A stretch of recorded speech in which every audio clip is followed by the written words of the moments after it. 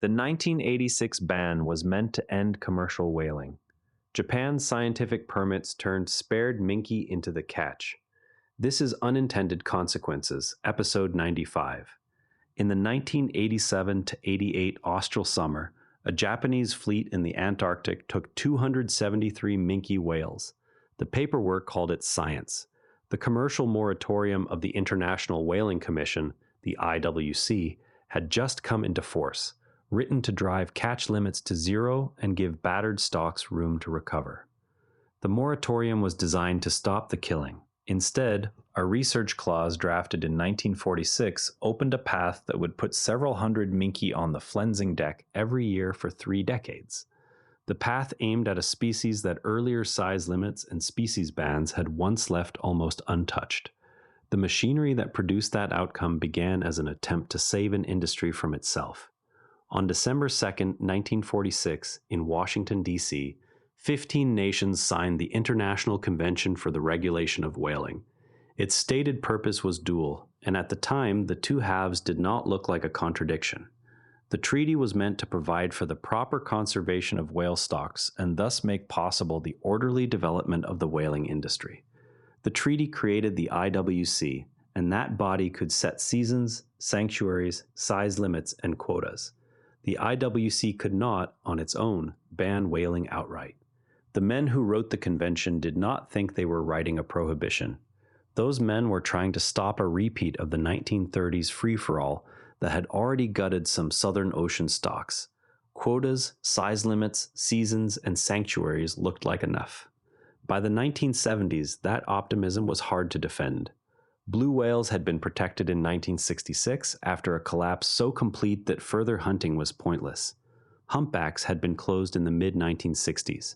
Fin and sei quotas were ratcheted down as factory ships scraped through what was left. The 1972 United Nations Conference on the Human Environment in Stockholm called for a 10-year moratorium. Environmental campaigns in the United States, Britain, Australia, and New Zealand turned whales into a public cause.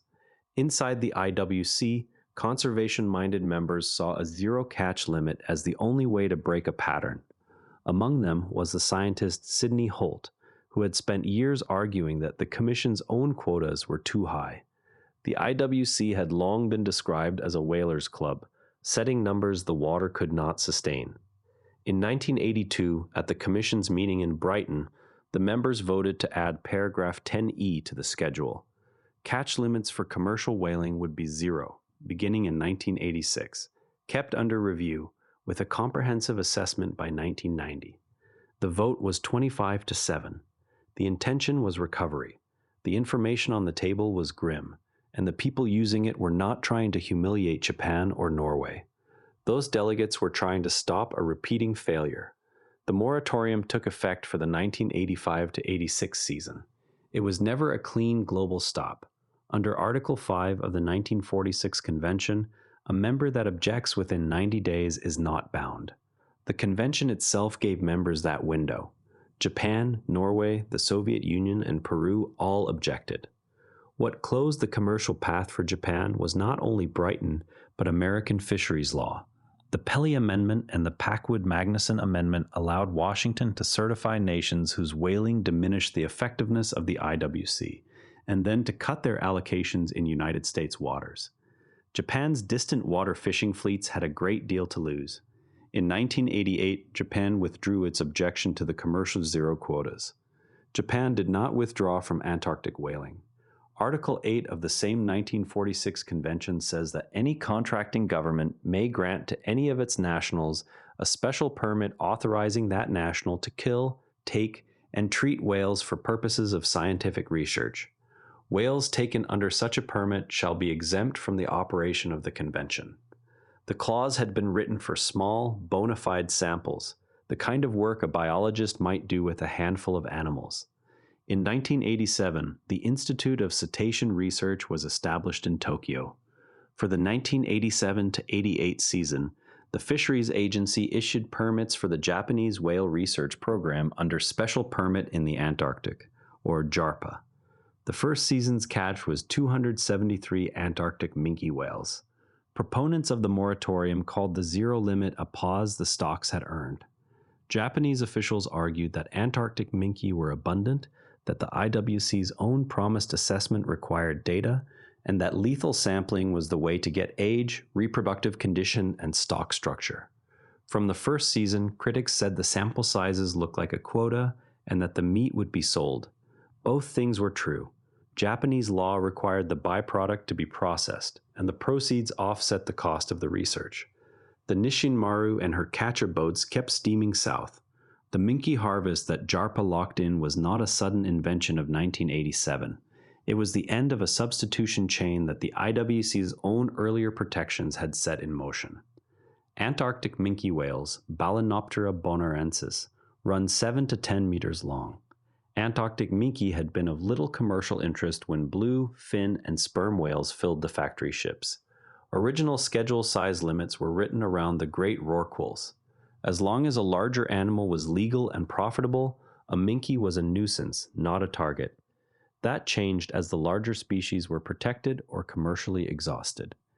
In 1979, the IWC banned factory ship whaling for all species except minke. The rule was meant as a conservation step.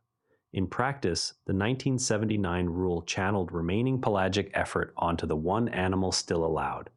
Japanese and Soviet fleets had already begun taking Antarctic minke in volume in the early 1970s. Within a decade, a species that had been a footnote became the mainstay of Southern Ocean pelagic whaling, with combined catches in the thousands in some seasons. Species-specific mercy for the famous whales had intensified pressure on the substitute.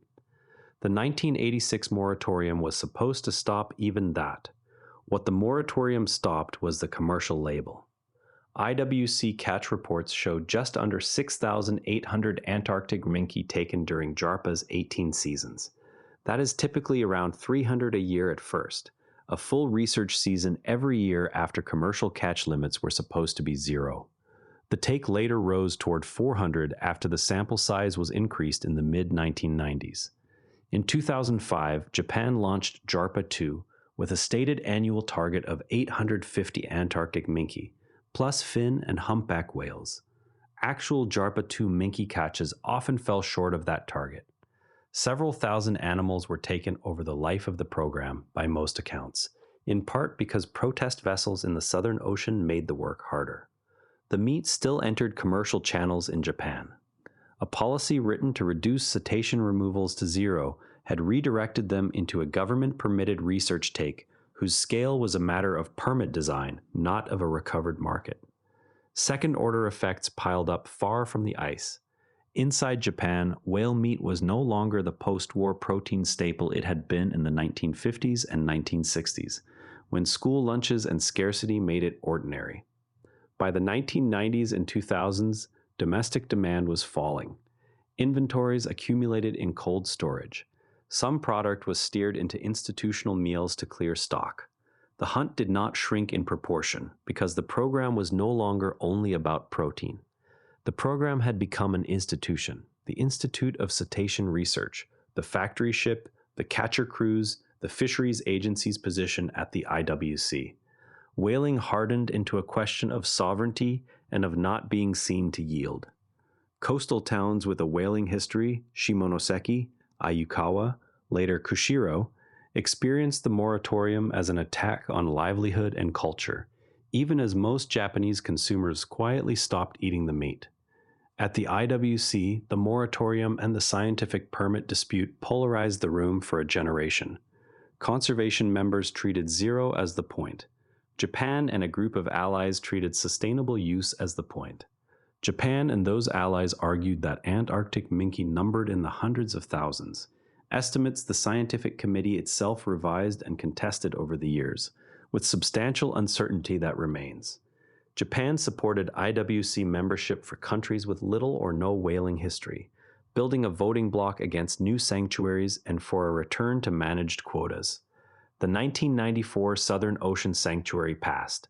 Japan objected and was not bound. Diplomacy with Australia and New Zealand soured. In the 2000s, the Southern Ocean became a stage for clashes between the Nishin Maru and Sea Shepherd, footage that played to both domestic audiences. A 2010 attempt at a grand bargain, limited commercial quotas in exchange for an end to scientific permits, collapsed. The organization created to manage whales spent decades managing a feud. The causal chain is not mysterious. Protect the large species, and effort moves to the small one. Write a commercials euro without rewriting or policing the research exception, and the exception becomes the season. Fund the exception with the sale of meat, and the research program acquires a commercial metabolism. Leave coastal communities and a national bureaucracy without an off-ramp, and a protein industry becomes an identity industry. None of that required foolishness in 1946 or in 1982. It required a treaty that tried to be both a conservation instrument and a whaling instrument, then a prohibition that used one half of the text against the other. On March 31, 2014, the International Court of Justice in Australia versus Japan, with New Zealand intervening, found that JARPA 2 was not for purposes of scientific research under Article 8. The vote was 12-4. Japan canceled the next Antarctic season, then redesigned the work as New Rep A, with a smaller proposed sample and fresh paperwork. The IWC still would not agree to implement a revised management procedure that would have allowed commercial quotas under strict rules. On December 26, 2018, Chief Cabinet Secretary Suga Yoshihide announced that Japan would withdraw from the IWC. The withdrawal took effect on June 30, 2019. The following day, Japan resumed commercial whaling in its exclusive economic zone and territorial waters, with self-set quotas for minke, brides, and sei whales. The numbers ran in the dozens to low hundreds across those species, a fraction of the old Antarctic scientific take. The Antarctic program ended. The Nishin Maru came home. There is a meta-irony here that the 1982 delegates could not have priced in. Staying inside the convention, armed with Article 8, had sustained an Antarctic minke harvest for more than 30 years. Leaving the convention ended that harvest. Leaving also removed Japan from the multilateral body that still sets the global rules for everyone else. Norway and Iceland had never fully accepted the moratorium in the North Atlantic. Norway and Iceland continue to take minke under objection or reservation. The IWC's zero catch limit remains in force for members. Antarctic minke are no longer taken by Japan. Whale meat in Japanese markets still struggles to find buyers. The substitution problem did not vanish so much as shrink and move inshore. Three principles travel well beyond the Southern Ocean. First, species-specific protections reallocate pressure onto substitutes unless someone accounts for effort displacement. Close one stock, one chemical, one gear type, and the boats and the capital do not evaporate. Effort looks for the next legal target. Size limits and the 1979 minke exception did not fail by accident. Those rules succeeded at moving the fleet. Second, an exception written for a narrow, good purpose will be used for a wider one when the main rule binds. Article 8 was not a trick in 1946. Article 8 was not designed as a parallel commercial season, and that is what it became. A research clause, a traditional use clause, a 90-day objection window, any door left ajar will carry traffic the drafters never pictured. Third, a ban that does not deal with institutions, identity, and the residual market may relabel an activity rather than end it, and may make it harder to unwind.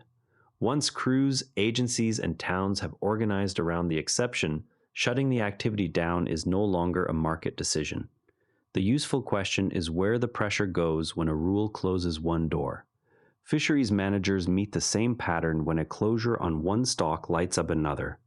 Treaty lawyers meet that pattern whenever a research, traditional, or scientific clause sits beside a prohibition. If you are designing a ban this year on a gear type, a chemical, a trade, it is worth asking, before the vote, which substitute you have just made valuable, and which paragraph of your own text will still be open at 90 days. That's unintended consequences for today. If this episode gave you something to think about, share it with a friend who'd appreciate the story. Subscribe wherever you listen, and we'll be back tomorrow with another case. And if you'd rather watch than listen, find us on YouTube at NARA Network. Links in the show notes. And before you go, This show is part of the NARA Network, a family of daily podcasts on tech, science, and markets. Each one a short, sharp briefing you can finish on the commute. If today earned its place in your feed, here's your next listen. SpaceX Daily, the daily companion for following SpaceX as a public company, from Starship to the stock ticker. Find every show free at naranetwork.com. Want the written briefing with source links? Each show keeps a summaries page on naranetwork.com. Scannable, dated, and free. This episode used AI voice synthesis of my voice.